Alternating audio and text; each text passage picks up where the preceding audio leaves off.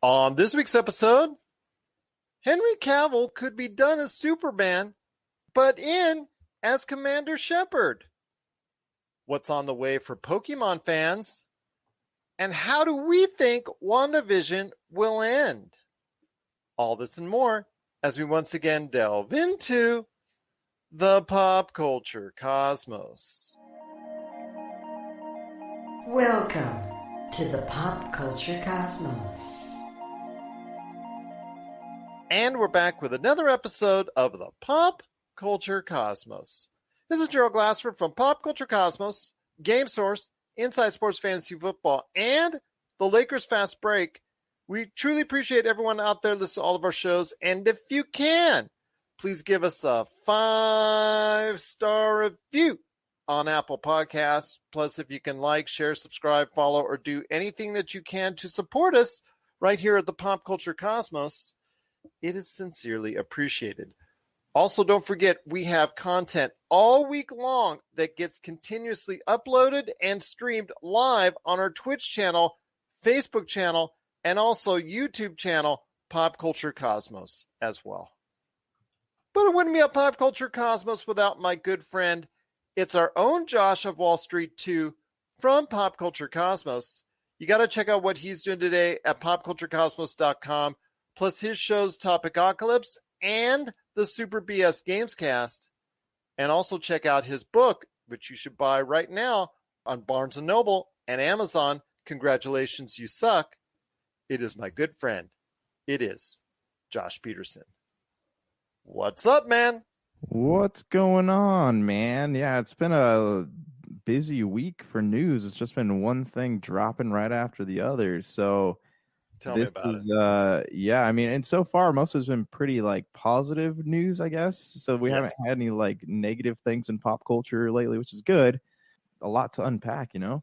Wednesday, Thursday, and Friday dropped a huge amount of news on pop culture, and I couldn't put it all on the Friday show. So I thought, you know what, I'm going to split it the best I can between you and Marcus. So before we go ahead and announce what's going to be on the show today, did you reinvest with GameStop? Because the GameStop stock, after a picture on Instagram by the former Chewy CEO that's now on the GameStop board, all he did was post a picture of a McDonald's ice cream. The GameStop stock went up again. So I'm hearing different versions of this. Like I heard about the ice cream story, and then, you know, doing some research on it. The GameStop stock war has been like a war of calls, right? There's like put calls and stop calls. And these hedge funds have been putting put calls on there, and they're basically trying to like drive the price. It's basically like gambling. I'm going to bet the price is going to reach this, or this. And then if it doesn't, or if it doesn't reach that, they have to pay, you know, a certain amount of money to pay for their calls, right? From what I understand, a lot of their call options expired, so a lot of these hedge funds were trying to scramble to get this money, and then paying for all this stuff was what was causing the price to go back up. Luckily, and I still don't know, nobody knows. You know, I'm sure somebody knows, but there's, you know, after all the stuff with Robinhood and Congress and the guy from Reddit that originally like championed GameStop, and there's so much going on here. Nobody knows exactly what's happening, but the theory is that like around March 9th, there's going to be another like GameStop kind of taken off again, because that's when all these call options expire for both like the Redditors and the people on the hedge funds. So I was sitting on a half a share from the last time it went to the moon. And then once it dropped down to $40, I was like, oh, maybe I'll pick up a couple more, just because I'm hearing, you know, just from all like the stuff with Congress, all the like the hearings and all that like GameStop still has a lot of unexplored potential. So I picked up 2 shares there. So I was sitting on 2.5 shares when it started to like slowly go up. So I made about $300, and I sold my half share that I had. Yeah, the half share I was still sitting on, I sold that, which basically paid for my investment, my original 2 investments, and then a little bit of extra. So right now I'm still sitting on 2 shares, and, you know, assuming that it like takes off again, I'm going to hang on to them until that happens. But other than that, like, it was basically like free stocks. You know, I took out what I spent on them, and now I'm just kind of sitting on what's left here. Do you hear that? Do you hear that outside your door right there? That's the IRS calling. I just wanted to let you know. I haven't been doing like investing based on Redditing. These are just like stuff that I had. This is just like gut instinct investing I've been doing, and like it seemed to pay off this time. But I mean, I got curious to see what the reason for it mooning was, and all these people on Reddit just can't seem to like agree with what's happening. So I don't know, man. We'll see what happens with it. If March 9th rolls around, it takes off again, then maybe there is something to like the call options having to be paid for and all that, but who knows? Well, I'm certainly glad that you have taken advantage of it, my friend. I'm certainly glad that you're successful from it, and I wish you continued success with GameStop and all the investors. But please, when you do so, please be careful about it. Make sure that you're not losing your savings or anything of that nature. Just make sure you're doing it smart. But I'm hoping as well that all this attention on GameStop will actually help the company itself. Well, yeah. I know you and I have over the years just ripped GameStop mercilessly. But if they leave, if they close down, if they shut down operations, like we will talk about at the back end of the show about another electronics retailer, I mean, that's bad news for gamers right there. I mean, yeah, sure, we can download everything, but just to not have GameStop around in any form would kind of suck. Yeah, well, and this time, unlike last time, the CEO of GameStop actually said something. During the last rise, the meteoric rise of GameStop stock, nobody said anything. And this time, not only did the CEO say something, but then there's like news about the firing of the CFO. And from what I'm understanding, like I'm reading a lot of stuff about GameStop as a company, and I read something crazy, like they laid off like 60% of their employees before they even sold their private jet. Like that seems insane to me. No wonder the company's not doing well. And the AMC chief got a big bonus, even though everybody knows what's going on with the theaters. It's just a crazy world out there in investing. But please, just be safe and just be smart, and continue success for you, my friend, in the world of Wall Street. Thank you. There you go. You're going to be next Leonardo DiCaprio there. All right. There you go. Hopefully, but it's going to Eagle. I hope so. But it's going to be a great show we have for everyone today. We're going to be talking Henry Cavill. He leaked out something that Josh and I are particularly interested in. What could it be? Well, it may be a turn as Commander Shepard coming up here. We'll talk about that. We'll talk about Henry Cavill again, this time possibly not being Superman much longer, as a new Superman story is being developed by J.J. Abrams. And we'll talk about the new writer that's come in and why that's important coming up on the show as well. Sony State of Play.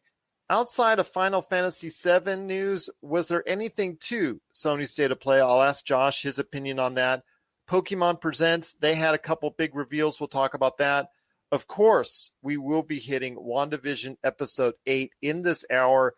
There is going to be a little bit of spoilers, but you know what? We're actually going to more, instead of talk about the Episode 8 as much, we're going to talk about what we may see in Episode 9. So we'll talk about Episode 8 and 9 coming up on the back half of the show as well. Anthem and Fry's Electronics, as I talked about just a second ago, rest in peace. They're both gone the way of the dodo. We'll talk about that coming up on the back half of the show. And of course, we got part 2 of a Rock and Roll Hall of Fame discussion with Mike Faber from the ESO Network and Kevin Eldridge from the Flopcast, as we talk about who got snubbed from consideration from this year's honorees. But my friend, there's still so much to talk about on today's show. This week, on the back half of the week, CBS All-Access will go away itself, but Paramount Plus will come in its place with a whole bunch of new content coming on the way. I want to hear your thoughts on this, my friend. When it comes to Paramount Plus, they're adding a whole bunch of new stuff, including an all-new Beavis and Butthead movie. The Halo TV series for Viacom CBS announces it's being moved over from Showtime to Paramount Plus. There's going to be a Frasier revival, and that got a lot of news because of Kelsey Grammer's coming back into the role. Rugrats reboot, which everybody's kind of like weirding out on. They're not sure of the designs because it is the original voices, but the design of the Rugrats. It looks like one of those old PlayStation 3D Rugrat games. Exactly. Avatar, the Airbender, they're going to put more live sports on there. We've talked about before the Star Trek shows going over. That's also going to be a major part of Paramount Plus. In fact, that was part of their Super Bowl advertising, including, I think, Star Trek New Worlds, I think is the latest show that's going to be coming on there. That's going to be a part of Paramount Plus. And then also, what to me was most important was what they talked about for Paramount as far as their movies are concerned, and the major movie IPs that they have, including A Quiet Place Part 2 and Mission Impossible 7, both coming to Paramount Plus 45 days after its initial box office release. So I want to hear all that for you. The service here in America is going to cost, with ads, about $6 a month. So I want to hear your thoughts on Paramount Plus as CBS All Access goes away and Paramount Plus comes into place starting March the 4th. Wait, so with ads, it's $6? With ads, it's $6. That's crazy because you can watch. Actually, no, it's not crazy because Hulu's about $7 with Peacock ads. Is $5, I think, as well. Yeah, that's true. That's with ads. So yeah. And I think that Paramount has a little more steam in the engine than a lot of these other ones do. I could see where a streaming service under the umbrella of Paramount would be successful. I do like the idea of hitting streaming service, I guess, after theaters. I'm surprised that they didn't say, at least not for everything, but at least for a couple big films like this will be released on Paramount Plus day one, because I guarantee you that would have gotten subscribers. You know, it worked for HBO, and I think it would have worked for Paramount. A lot of people are mad about the Halo TV show. I think that it could be a good idea, but it's not securing long-time subscribers. You know, taking something like that from Showtime and putting it on. Wait, it's Showtime, right? Yeah, Showtime, yes. And putting it's it on being moved from Showtime to Paramount Plus. Paramount Plus, and putting it on Paramount Plus. It's a great idea, but it's not going to keep subscribers. So, you know, that's where I think you have a good point with the movie offering, right? That's going to be, I think the movie offering is going to be what maintains subscribers for longer than the trial period or the month that follows. So you're going to see, like I said, it's going to be a month and a half after the initial release. Yeah. Before you go ahead and see it on Paramount Plus. HBO Max, with Tom and Jerry, I mean, they had the second largest opening of the pandemic at $14 million for a movie that was much maligned, much criticized, came out to bad reviews. But you know what? Still has made $14 million in its first weekend.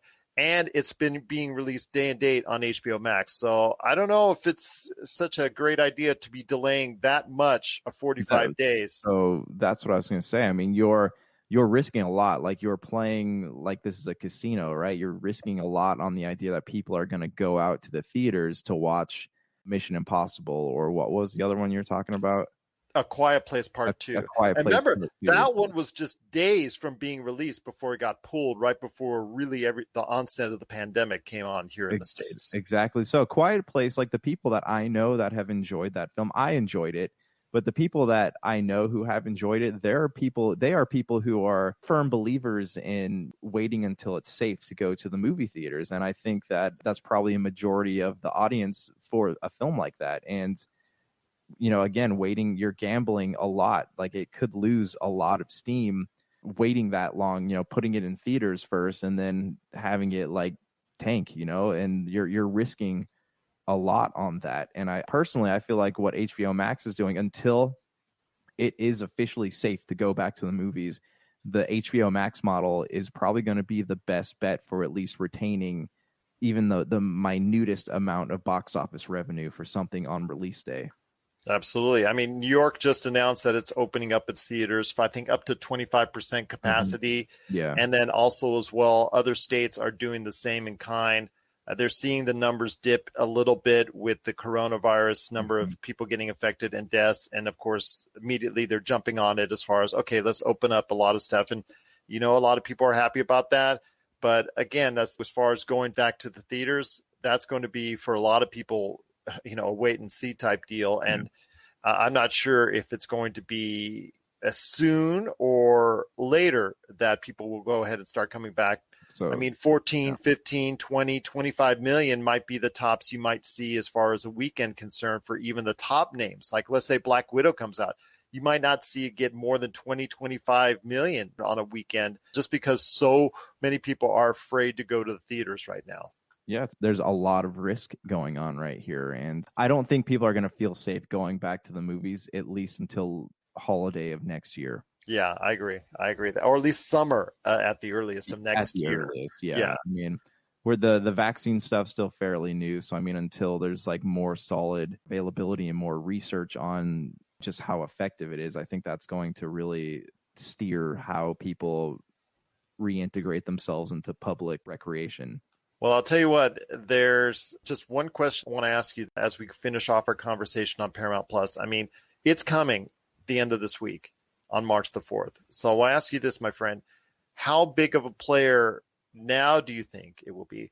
And I feel bad because CBS All Access, if that's the case and they feel the need to go and just change the name and add a lot more stuff in and make it a lot more attractive, what happened with CBS All Access in the first place? And can Paramount Plus get it to a level that CBS All Access couldn't get it to before?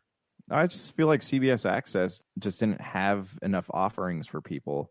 Like you look at something like HBO Max, and I know I keep talking about this, but HBO Max is great because you have shows and movies from all over the place. You know, you have your standard HBO operations, and then you have your HBO original series, and HBO now has contracts where they're getting shows from Cinemax, right? You have shows from Cinemax. You can watch things like CB Strike. You can watch things like Warriors. You can watch, Strike Back, I think is the other big show that Cinemax had. Like there's a lot of things on there that are offered from all over the place. You know, they're even getting the stuff from the DC streaming service that I think is now defunct, but you can watch Titans and Doom Patrol. Like it has so much. It's a juggernaut of a streaming service, and CBS Access did not have those things. You know, it had some things, but it didn't have all the things that watch your CBS reruns there. And there were some other things that were there, like the video game documentaries that we saw. Right. And then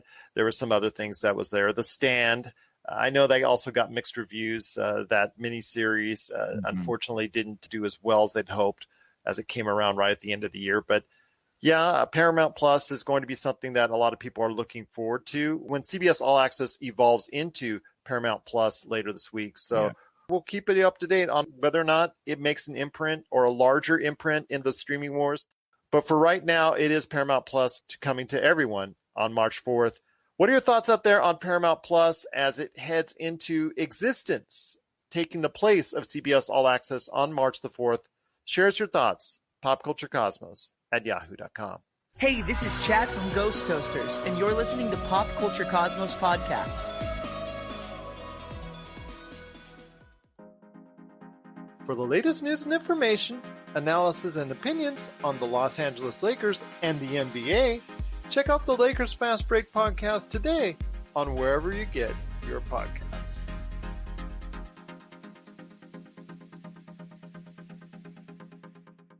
Well, my friend, there's still so much more to talk about on today's program. Let's see if we can go rapid fire for the next 10 minutes.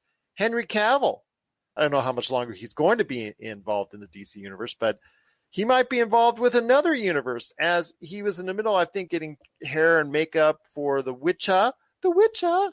Make sure you pay homage and pay some money to The Witcher. But I wanted to ask you this. What he had in his hand was a description of a segment of Mass Effect 3, I think, was what was being read and what was discovered. It was on an Instagram photo, and there were words that were blurred out, but it got unblurred. Somebody went ahead and unblurred it.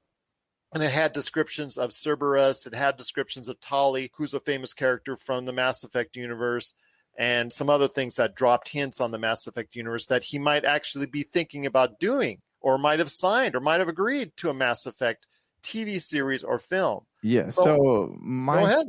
Yeah, I'm sorry. I'm excited to talk about this. I guess so. If you look at the way the script was being held, the picture had purpose for sure.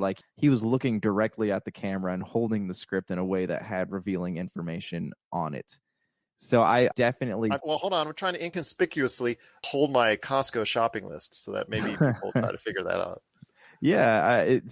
I think that this is not a Tom Holland slip. I think that this is an intentional marketing slip here. Okay. Next thought, though. A Mass Effect show would be absolutely fantastic. And I think that as Henry Cavill, if he shaved his head, heck yeah, he could be a great Shepherd if that's the character they choose to have him play. Oh, I don't think he would be anything but. Yeah. And so that being said, I feel like a streaming show would be a lot better than a movie. The movie would be cool, but a streaming show would be more sufficient, and it could create more lore in the Mass Effect universe.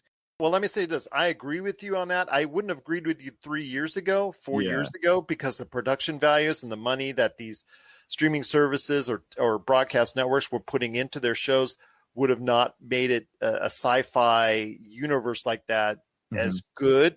But you see the amount of money Disney Plus and Netflix and HBO Max are putting into their series now. So I am now more confident that you could put a Mass Effect series out there.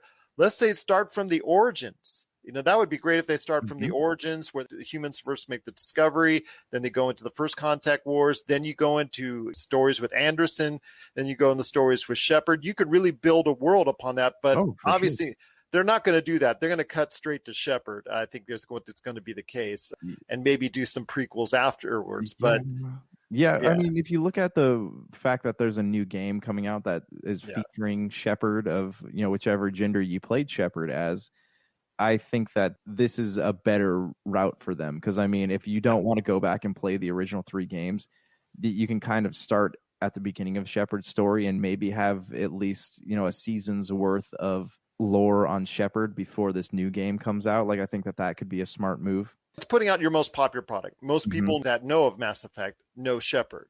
And you wouldn't want to start from the beginnings because people would say, okay, what's going on? What's going on? If it becomes a hit, then you could do all the prequel stuff that I talked about. And that's usually the case. Like, for instance, with The Mandalorian, and now they're doing all these offshoots from The Mandalorian because The Mandalorian's been such a big success. So Mass Effect as a series, I agree with you now, is a much better concept, a much better idea. You can still build movies from it if it's really a success. Yeah. But I think starting as a series would be great. I don't know where it's going to be. I'm assuming it would be Netflix. I remember a long time ago, I heard Legendary had the movie rights, but I don't know if they still do. So it's kind of weird who has the rights to this and all that. Yeah. So hopefully this will all be cleared up very soon when an official announcement takes place. But I know a lot of people were excited about Henry Cavill getting into the world of Mass Effect. So before we close this topic out, that was a thought I wanted to mention to you, was the fact that, like, sci-fi stuff is crazy expensive. Like, I know the Lost in Space series on Netflix is like the reason it takes so long to come out because it's the Orville.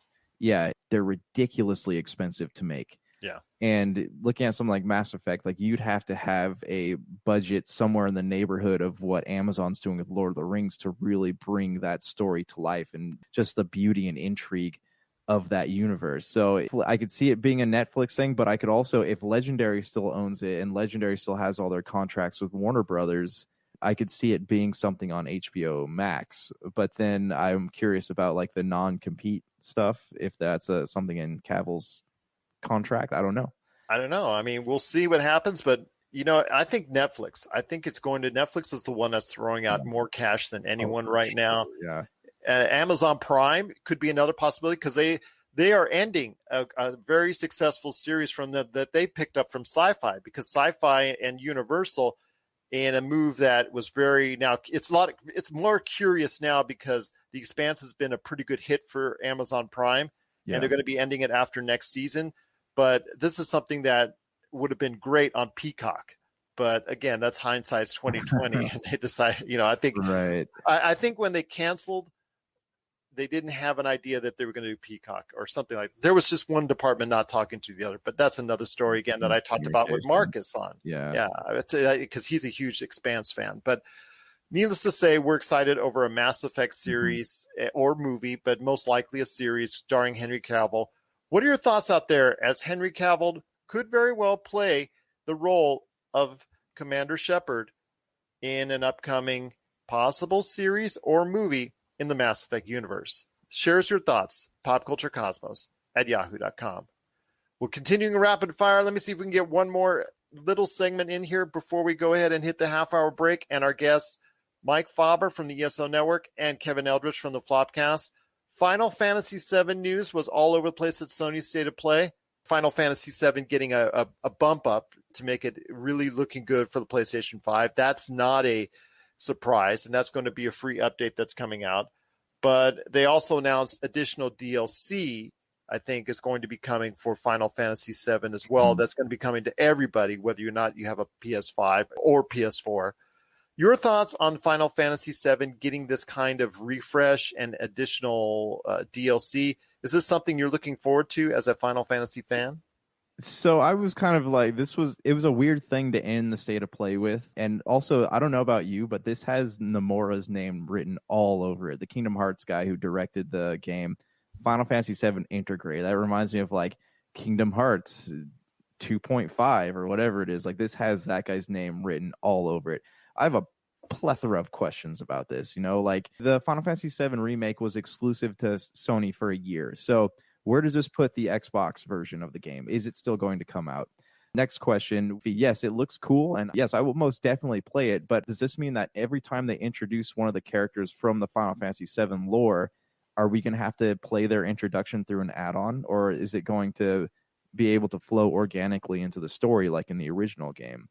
Yeah, we'll wait and see how that intersects with the Final Fantasy VII remake, which got a tremendous amount of success and acclaim. Mm-hmm. It was a great game. Yeah, it took forever to make, but yeah. You better have it be a great game. But yeah, it definitely was a great game. A lot of people have high things to say about it. And the fact that they're expanding upon it is great news. And the fact that they're making a free PS5 upgrade is even better news. Yeah. So a lot of people are very excited about that. But the rest of the state of play, which included just things that were mentioned as far as Crash Bandicoot 4, It's About Time, Deathloop, and some other games, not really any really of high nature or just really high profile nature. So a lot of people felt underwhelmed. Did you? Yeah, I did. Again, the Final Fantasy VII thing was a weird one to go out on, especially since like the next day they talked about the two like new Final Fantasy VII mobile games. There's the First Soldier, which is like a battle royale, and then Ever Crisis, which is supposed to like span the whole 7 timeline. So I don't know why they didn't just do a separate Final Fantasy conference. As for the state of play, they only announced a couple things that were like I guess world premiere type things, but Returnal looks really good. It has a like this Doom meets Silent Hill meets Resident Evil vibe to it, and I think in Dead Space, like it seems really cool. I'm still digging on Deathloop. I'm still thinking that's going to be okay. So Deathloop is one of those games, like I love Arcane Studios because I really enjoyed the Dishonored games, but this is just something that like, and maybe it's the way that they're advertising it, but I just like don't really care about it. It has an interesting concept. It's like Groundhog Day, the video game, and like it's just that concept doesn't really sound like that much fun to me. But then again, it could come out and be awesome. I don't know. I know you're excited about it, but like I just don't know at this point. I'm just interested. I'm not excited, but I'm just interested. Let's just clarify that. I mean, it's not something like what we're going to see from Halo Infinite or the Mass Effect Trilogy Legendary Edition. Those games I'm excited for. Yeah. Deathloop, I'm intrigued by Deathloop, but again, it really wasn't that outstanding of a state of play outside what was announced for Final Fantasy. No, and if the fact that I got 2 more things here. Like one, the fact that they didn't talk about God of War at all makes me believe that come like the summer gaming conferences that they're going to make an announcement, show us like gameplay and maybe like a video for it, but it's going to say coming out 2022. The other thing, like Kena Bridge of Spirits, I think it's called, that game looks really cool, and it's coming out at a price point of $39.99. So one, that leads me to believe it's going to be a short game, but it also looks really, really cool. There you go. Those are our thoughts on Sony's State of Play. Did you have an interesting thought or two on Sony's State of Play? Was there any games that stuck out to you as far as what you thought worked at Sony's State of Play? Or were you, like many other people out there, underwhelmed by what Sony presented last week at Sony's State of Play? Share us your thoughts, popculturecosmos@yahoo.com. Well, coming up next is part 2 of a Rock and Roll Hall of Fame discussion with Mike Faber and Kevin Eldridge from the Flopcast, and also Mike Faber from the ESO Network, who got snubbed from being a nominee from this year's Rock and Roll Hall of Fame. It's an annual discussion that we have, and it's usually the same individual bands and artists and groups that get snubbed each and every time out. But we'll just remind you again who we thought should be nominated and ultimately elected into the Rock and Roll Hall of Fame. That conversation is coming up next. Plus, on the back end of the show, Josh and I are going to be talking about Pokemon Presents. They offered a couple of new interesting offerings. Also talking about the death of Anthem for Bioware and Fry's Electronics. Also, a new Superman story is being developed and could be on the way. And we're also going to be talking about WandaVision Episode 8 and what we may see in Episode 9. This is the Pop Culture Cosmos. Video game box art, the stories behind the covers. in which we talk to the illustrators and artists who are responsible for gaming's most iconic images. Don't forget to check out Video Game Box Art, the stories behind the covers, celebrating gaming's most iconic images from the people who created them. This and many more from Rob McCallum Films. All right, now we're back with the Pop Culture Cosmos. It's Gerald coming right back at you here, and the Rock and Roll Hall of Fame. We honor those that have been nominated. We speculate on who we think should go in. And, of course, the best part of our conversation is who got snubbed once again. And with us, it's always a once again type deal. But the guys are back here. It is truly great to have them aboard. It is Kevin Eldridge from the Flopcast and also Mike Faber from the ESO Network. We always talk about this list, and we always see that there's one or two groups, or three, or four, or more, that are left off. And I know I have my list, and I know you guys do as well. Kevin, I know you always have something interesting to talk about. In fact, you were the first one to bring this up years ago when we first started talking about this. So I don't have my Kleenex handy yet, so we'll go ahead with that. But Mike, do you have your list of snubs this time around? A couple, actually. First, I always bring up was Warren Zevon, of course. Warren Zevon is a true innovator for rock music and also folk. And it's just the way he performed, the way he sung all throughout his career was from the heart. And most people only know him for Werewolves of London, but he had so much more. And it's just always been a shame that the Rock Hall has always stumped him throughout the years. You know, if Todd Rundgren is up there for being nominated, Warren Zevon should be also. Another one who I always think should always be up there also is Weird Al. Weird Al Yankovic needs to be in the Hall of Fame. And when he goes in, I think his whole band needs to go in with him.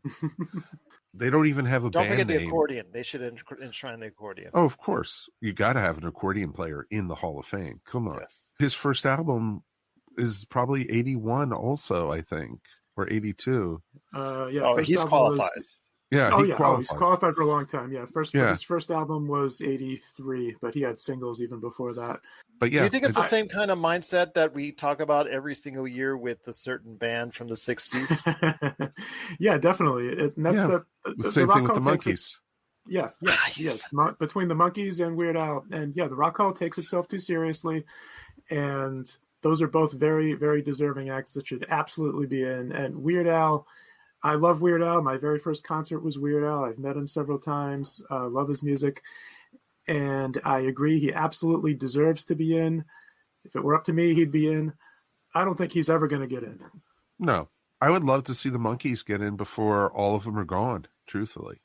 I mean, maybe they will get in someday. Like Weird Al, I would be surprised if he ever gets in. The Monkees, I feel like there's still hope that maybe someday the feelings will change amongst the Rock Hall nominating committee. But I still don't think it's going to happen anytime soon. Exactly. Well, Kevin, are there any snubs on your list? Because there always is, and you always bring this around everyone else. So. I mean, there's we've talked about Kraftwerk, of course, because that's another perennial bridesmaid act. What? They weren't even nominated this year. No, they got the year off from being nominated and then not getting in.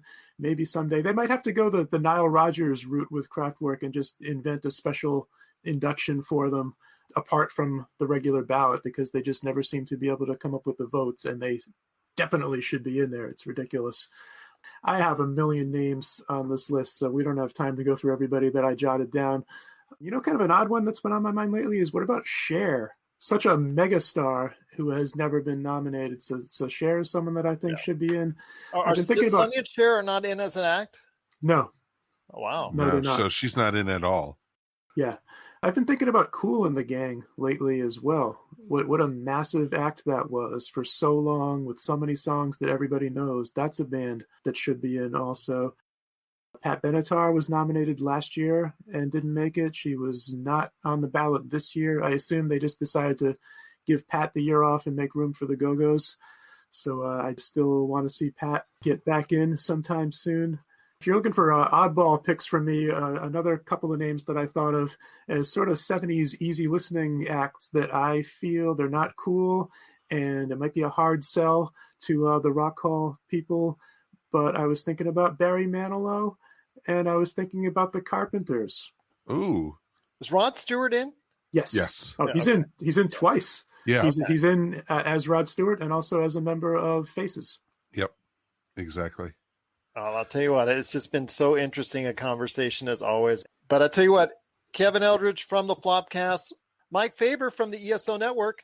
Guys, it's been great having you on the show. Once again, talking the Rock and Roll Hall of Fame nominees, hoping our picks get in, and most of all, hoping that everyone has a good chance indeed to check out what's going on with the Rock and Roll Hall of Fame, not only on the Flopcast, not only on the ESO Network, but also right here on the Pop Culture Cosmos. You're listening to the Pop Culture Cosmos. And we're back with the show. This is the Pop Culture Cosmos. Want to thank so much Mike Faber from the ESO Network and Kevin Eldridge from the Flopcast. Want to thank them so much for being on the show, talking the Rock and Roll Hall of Fame. Plus, thank you again to Mike for allowing us to be a great part all these years of the ESO Network. And check out all the great shows on the ESO Network whenever you can. But before we head on out, my friend, a few great stories we need to talk about. Pokemon Presents. They had two big reveals. One is The Inevitable, another remake. My gosh, what a surprise. This time it's Diamond and Pearl. Not surprised because that was such a huge success back in the day when I was running my game store, and I know how well that sold. So I'm not surprised that they're doing a remake of it. And an open world Pokemon Legends Arceus. So I want to hear your thoughts on A, a remake for Diamond and Pearl, and B, this open world new game for Pokemon. Yeah, I would have loved to see one of these Pokemon games like end that last Nintendo Direct instead of Splatoon 3, which was kind of a weird thing to close on. This Direct or Pokemon Conference, whatever you want to call it, was more interesting than both the Nintendo Direct and the PlayStation State of Play, because this showed me stuff that like I wouldn't mind diving into. So it has a little more stuff that I'm interested in. Like I was expecting a Gold and Silver remake, but I guess this is more. Give it time. Give it time. Sure we'll get there. Pearl and Diamond. I never got around to playing these ones, so I'm gonna play them, especially if it's coming out to Switch, and I've never played these ones before. So I would definitely get on board with this. And then the open world game, Pokemon Legends Arceus. What are your thoughts on that? So this is something I'm definitely excited about because I feel like it's going to bring a previous generation of gamers, like the people who grew up on Pokemon. I think that this is going to be what brings them back to the Pokemon universe because the game feels more mature and it feels like it's something that like kids can enjoy and adults can enjoy. I love the idea of something that takes place far in the past because there's a lot of questions that have been alluded to over the course of the Pokemon games. Yes, really interested in this game. It has a Breath of the Wild type feel to it, and I think that this is going to be appealing to a lot of gamers out there. But what are your thoughts? Is this something that you or your daughters would be interested in playing on the Switch at some point?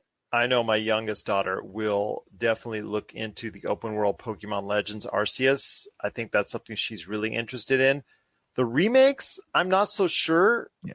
But she has gotten into Animal Crossing on the Switch and also the previous Pokemon major efforts like the Let's Go Pikachu, Let's Go Eevee. She got into that. Yeah, she was very much into Let's Go Eevee. So I'm assuming that she's going to be very interested in the open world Pokemon Legends game. So I'm going to be probably getting that for her at some point for the Nintendo Switch whenever it comes out. I'm assuming it's going to be next year. Holiday would probably be my best guesstimation. It sounded like it didn't sound like it was coming this year. So let me ask you one more question before we jump topics here. Do you think that we're going to see at least one more remake between Diamond and Pearl? I think we're going to see another remake in between this one and that one. No, I think that's what their next plans are coming up. I think that we'll see Gold and Silver coming up after that. I think they're saving that. I think that's something they can always go to. I mean, Red and Blue, Gold and Silver, Diamond and Pearl, they can always go back to these and remake these, and it'll sell a ton of for sure copies. So I think that's not a problem. I think Gold and Silver, if you and anyone else out there is looking forward to a Gold and Silver remake, your dreams probably will come true at some point. I would say, since I'm here in Vegas, the odds are in your favor. Right. And you could see parts in like Sword and Shield where they were experimenting with what they wanted to do with this game. So it's hopefully this will be what everybody wanted the last 2 Pokemon games to be. What are your thoughts out there on what was presented at the latest Pokemon Presents? A new Diamond and Pearl remake and a new open-world Pokemon Legends Arceus is on the way. Share us your thoughts, popculturecosmos@yahoo.com. You're listening to the Pop Culture Cosmos. Don't touch that dial. Wait, do people still use dials? If you need your video game fix, be sure to check out Retro City Games. Located in Town Square on Las Vegas Boulevard or in Henderson, Nevada, Retro City Games has the cure for all your video game vices. Retro games and games for current consoles, Nintendo, Sega, PlayStation, Xbox, and more. Retro City Games has all the staples from any library and some highly collectible offerings too. So pick up a few games today at Retro City Games in Town Square on Las Vegas Boulevard or in Henderson, Nevada. Retro City Games is your video game metropolis. Well, before we head on out and before we talk WandaVision, and I'll be dropping spoilers for that, so if you haven't seen WandaVision episode 8, when we get to it, just let you know, maybe you want to pause it, watch the episode, then hit the play button again for us. I want to talk about a new Superman story that's being developed by Bad Robot, which everybody knows is owned by J.J. Abrams, and his imprint now is getting larger and larger into the DC universe and HBO Max and all that. But this is going to be, I think, a film and not something that's going to be presented first at HBO Max or the CW. Ta-Nehisi Coates is going to be writing it, and it will indicate, because he is black, that there most likely will lead to a black Superman coming up in the not too distant future. So I want to hear your thoughts on a new Superman that could be on the way. Now, that's not to say Henry Cavill will be done, as we joked about earlier in the show, because he could be like what Ben Affleck is going to do, be in one realm of the universe, and then they still have Robert Pattinson and then Michael Keaton in another and all that. So this could be something like that, where they have the CW Superman. They could also have Henry Cavill floating around somewhere, and then they could still have this brand new African-American Superman that's out there. And to me, I don't mind at all, as far as what ethnic background, that's fine. Just hoping that Ta-Nehisi Coates, the new writer, can do something that hasn't been done in several years with Superman, is write a good story for Superman. You're much higher on the movies than I am on the Superman front. So I want to hear your thoughts on a possible new direction for Superman. I liked Man of Steel a lot more than you did. I really like Henry Cavill's iteration of Superman. I do too. I'm not going to say I don't. I just think he's really giving boring scripts. Yeah, really so scripts. I'm hoping that they're still going to evolve that character, and I hope that the Snyder cut of the Justice League is so successful that it has them paying more attention to the joined parts of the DCU. I hope it revives the Justice League too. Yes. So I hope we see more out of Cavill. As far as this new Superman goes, I'm totally behind this, man. I can see this being great. What I don't want to happen here is to have them tell the origin story again. I don't want that. We've seen that enough, right? Just about as many times as we've seen Uncle Ben die. We don't need to see it again. Just give us something that jumps into an original storyline. Jor-El and the coming from Krypton blowing up, blah, yada yada yada. That's been done to death. Let's skip that and move on to something big. What made Black Panther work so well? Yeah. So that movie works so well is because they already bring you into the world, and the world is already developed. The world's already built. It doesn't have to be limited by the fact that this is going to be an African-American Superman. It can literally just jump into existing lore, and people would just be like, oh, Superman's always been of this ethnic background. That would be a great way to just kind of, I don't know, mainline, and everybody's always known him in the picture, in the movie, or in the series, or whatever they're doing, knows him and always has known him as being African-American. Right. So you don't have to explain things, just have this be a pre-existing world. Whether or not they're going to tie that into the Pattinson movie, I don't know, but I can definitely see this being a great movie if it has a great story, and with someone like J.J. Abrams on board, it can only go well. But then again, as you said before, Superman's always been kind of a jinxed property, so hopefully this is successful, because again, they're already doing things that have never been done before. Could be a way to reignite people's love and affirmation for Superman, but I don't want Henry Cavill's time under the cape to be done as well. Yeah, of course. I mean, and like hopefully these can both exist, you know, and like we're seeing movies like Flashpoint kind of being the ribbon that ties things together. So hopefully that, assuming this next Superman's successful and there's like a sequel or something, like hopefully these versions of the hero can run in conjunction with each other. What are your thoughts out there on possibly a new Superman movie on the way, and that it could be a Black Superman, which is a great cultural sign that things hopefully will get better with a new writer in place, obviously new producer in J.J. Abrams, and really this could mean some great signs for the DC universe. But we want to hear your thoughts. popculturecosmos@yahoo.com. Well, two last things to hit up before we head on out, my friend, and that is WandaVision Episode 8. And the reason why we put it back here on this back end of the episode, it wasn't that great, my friend. It was basically, I think TJ Johnson, who I interviewed last week on the show, said it best about Episode 7. It was a table-setting episode. And he was excited because he thought 8 and 9 would be really just those knock it out of the park type episodes. Unfortunately, Episode 8 was more of a flashback episode with a lot of table setting as well. So I want to hear your thoughts on Episode 8. So I look at Episode 8 the same way. Remember did you watch Season 3 of Daredevil, like the last season they made of that show? Parts of it, yes. So there was like it's like 1.5 episodes that kind of give you backstory on Karen Page. You know, as interesting as her character was, I don't like going backwards. And that's the same thing with this new episode of WandaVision. I don't like going backwards. You didn't really need it. You could have like wrapped all that up into maybe like 3 or 4 sentences of dialogue instead of really just like devoting 42 minutes to it. Yeah, droning on about it. And here's another thing though. As I'm watching this episode, Agatha Harkness. Agatha Harkness. She's not menacing. Like seeing her, like she looks like a mom in a witch's Halloween costume. Like there's so much going for it in Episode 7. Yeah. Kind of like I was telling you about the sitcom stuff kind of pulled me out as they're trying to like switch back and forth. This episode pulled me out. I don't blame you, my friend, because it did, like you said, a lot of retelling. Agatha Harkness is trying to understand how Scarlet Witch, Wanda Maximoff, obtained so much power. And she tried to find out the origins. And it turns out her origins was that she was a witch all along. Her power grew exponentially from experiences the Mind Stone firsthand. When she was under the auspices of Hydra, and her love for sitcoms back in the day, the actual bombing of Sokovia. And like you said, it just kept going in flashback after flashback after flashback. What happened in quote unquote last week when she was at the Sword headquarters, what really happened as far as Vision's body is concerned.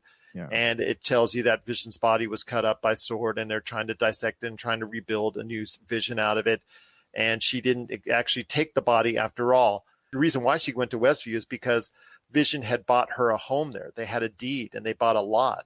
And she was so stricken and overcome by the fact that she could have had a life at Vision. That's what created the hex in the first place, is that sheer sadness and emotion, that power that came from it and emanated from it, created this entire hex in the first place.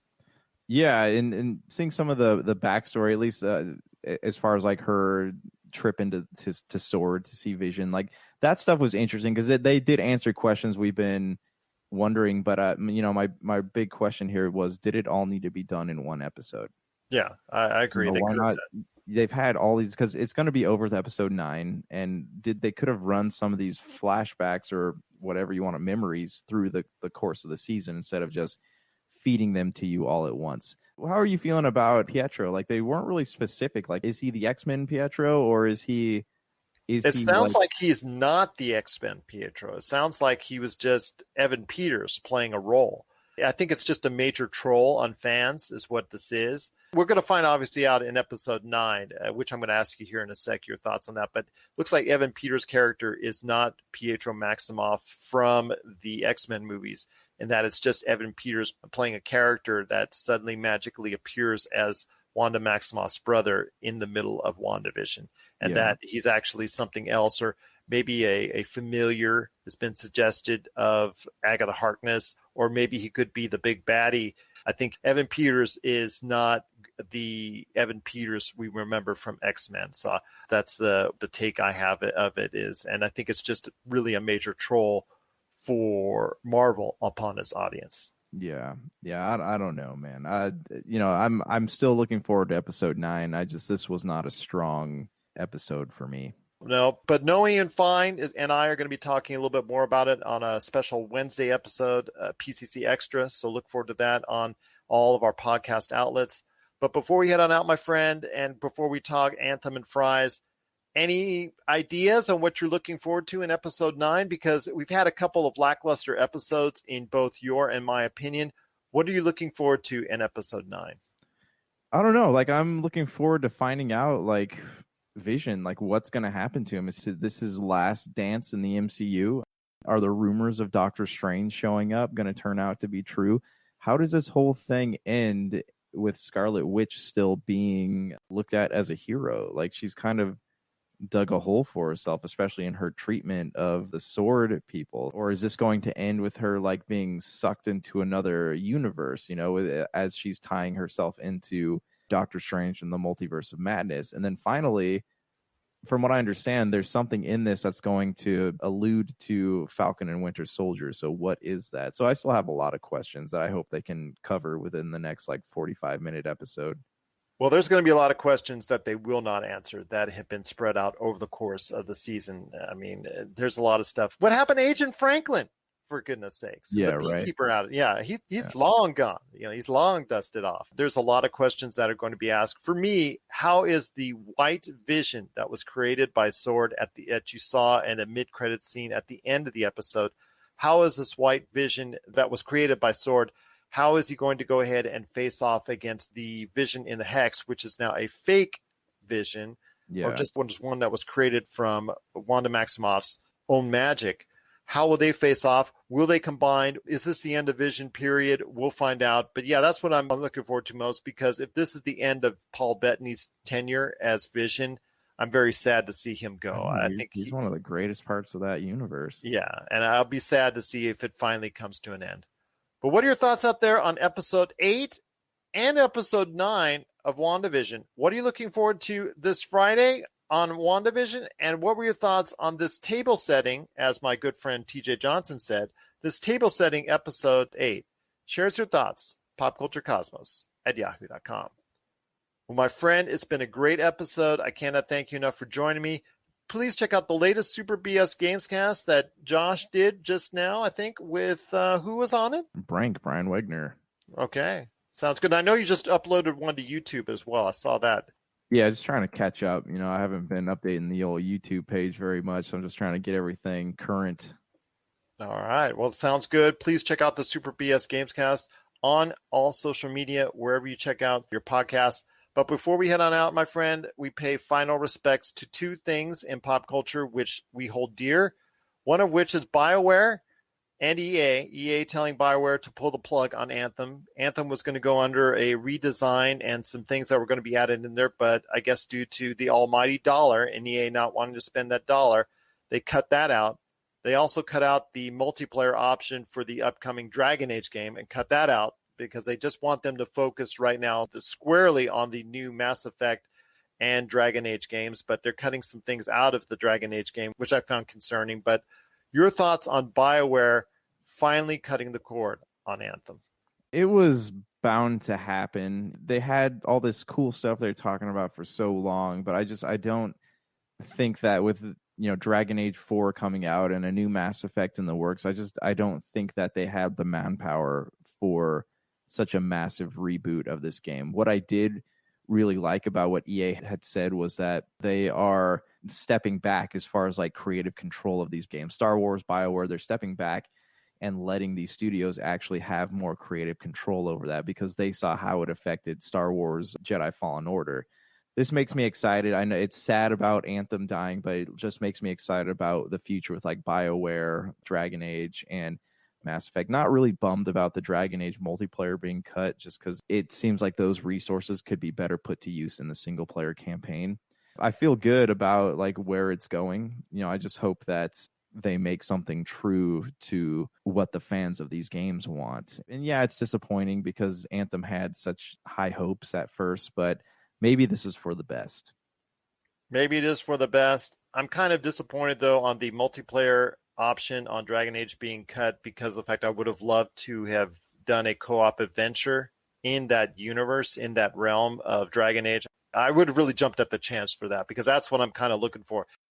But before we head on out, my friend, U.S. electronics retailer Fry's Electronics, pretty much in the middle of the night, called it quits. And it really became a surprise to a lot of people.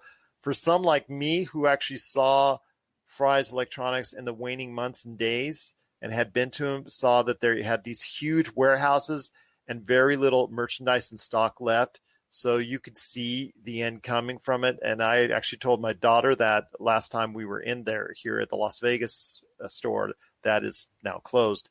I want to hear your thoughts and if you had any memories of Fry's Electronics before we head on out. So you could tell, not even just recently, but like in the past couple of years, that there was something happening. Like they were in transition, and whether that was to go to like more online stuff or more digital, whatever it might be, that you could tell there was something in the works, and then it just never quite materialized. Because even back when I was in California, they had a Fry's out in Fountain Valley that I would always go to, and every time I went in there, like their selection of physical games and physical movies, just physical media slowly started dwindling more and more. Same thing with like their selection of big electronics, right? Like they actually put in like 3 or 4 aisles of toys. And so like that was kind of like the big signifier for me too. And this was also a place where you can go to like pick up your own computer parts. You know, they have aisles and aisles where you could build your own computers. You just buy all the pieces you need. And they stopped getting higher end pieces in, and there's just the selection just kept getting smaller and smaller. So you could tell that this was something that has been happening for a while. And I don't know if they were trying to like transition to something again, or if they're just kind of fading out, but it's sad. So as far as like memories go, you know, I know the one in Las Vegas was like 5 times bigger than the one out, you know, in California that I would go to. I remember driving by, They had the slot machine in front as you saw the slot machine display. Was that convention we were doing? Level Up Expo. Oh, Level Up Expo. Yeah, so we were doing that, and I remember we had walked the strip for my first time. Big Dog and Chad had already done it, and I was just like, I don't have any desire to ever do that again. Like, it is just so crowded and such a long walk, man. So we finally got tired, and we called an Uber, and the Uber was taking us back down to the hotel, the El Cortez. And we were driving back, and I remember seeing off the side of the freeway that Fry's was like almost brighter than the casinos. Like it was such a massive building. Yes. And so I imagine that just had so much stuff in it at one point. Well, I can tell you this. I used to actually be a sales representative, not working for Fry's, but Sony. Okay. And I used to be there just to pitch PlayStation 3s back at the time. And this was around 2010, 2011. And at the time, you could probably say if Costco was just electronics, it would have been Fry's back in the heyday, because they would just have pallets full of stuff. And I remember I was one of the top salespeople in the nation just because the fact that, yes, it was such a high profile store, and the fact that it had so much volume, and there'd be pallets of PlayStation 3s put in there. And I would just tell people, boom, boom, this is what you want. Boom, boom, this is what you want. This, and then we would just go flying off the shelves. Yeah, it was just a great experience for me being in that environment. They used to have a cafe, a restaurant in the middle of the store. They used to have a grand piano, and it used to be, I think, electronic play by itself, but you could also play it as well. And then they used to have PlayStation, had a big demonstration station and things of that nature. Yes, they used to have real good consumer support, whether it's a computer part, whether it's a computer game, computer program, stereos, television, big screens, audio equipment. It was all there under one roof. Yeah, I remember being a kid, like the one that we went to had like fountains and stuff in the middle of it. And I remember I bought Spyro the Dragon on PlayStation 1 there, like been saving up money for a long time. I used to love going into that store because they had so many things in there. Yeah. Somewhere in Southern California, one of the stores has a UFO crashing in front of it. Yeah, it's crazy, man. Like so many good memories in Fry's. And just, you know, in the past couple of years, they've kind of been a frail shadow of what they used to be. It is sad to see it go, but they were already slowly moving towards their own demise, I think. What are your thoughts out there on, as Josh said it best, the demise and ultimate ending of Anthem and also Fry's Electronics? We want to hear your thoughts. popculturecosmos@yahoo.com. Well, my friend, it's been a great episode. A lot of topics we had to cover. We did on the Friday show as well, so I hope you give that one a check out as well. But my friend, it's always great to have you here, and we will keep you up to date on the latest news and trends, always right here at the Pop Culture Cosmos. So for Josh Peterson, this is Gerald Glassford. It's another beautiful day in paradise right here in the Pop Culture Cosmos. We thank you for listening. And here's hoping you have yourself a great